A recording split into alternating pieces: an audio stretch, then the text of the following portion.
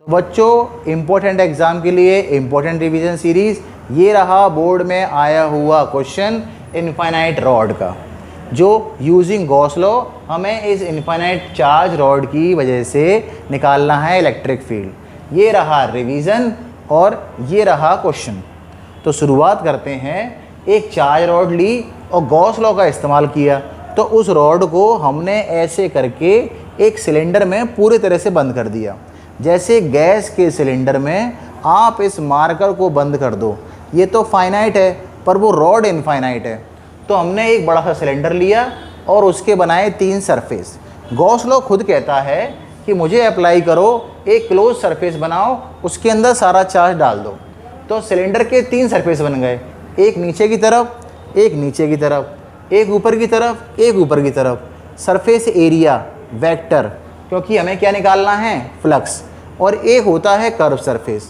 Electric field line positive charge की वजह से हमें हमेशा निकलती हैं आउटसाइड। तो देखो 3 सरफेस हैं बच्चों।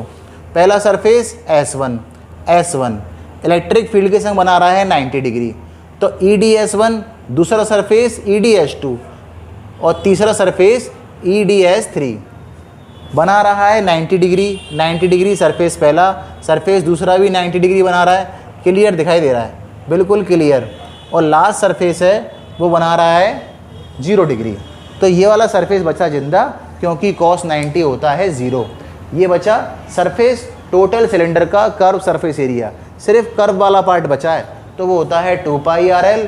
हमने क्या किया, ये 2 pi RL equal to lambda upon epsilon not.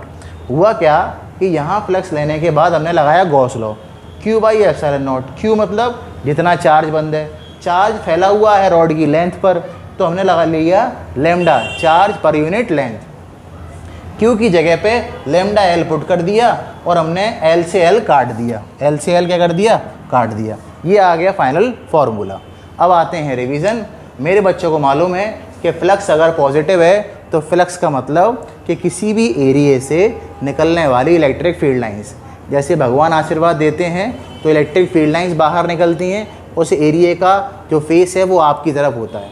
तो अगर ये सेम है और cos 0 डिग्री बन रहा है दोनों के बीच में, एरिया वेक्टर भी बाहर, इलेक्ट्रिक फील्ड भी बाहर 0 डिग्री, ये 90 डिग्री, ये 180 डिग्री, तो ये हो गया सेम डायरेक्शन, फ्लक्स हो गया पॉजिटिव। अगर अपोजिट हो जाए मतलब इलेक्ट्रिक फील्ड मेरी तरफ और आपकी तरफ फेस, तो ये हो गया गलत, यानी अपोजिट 180 डिग्री माइनस।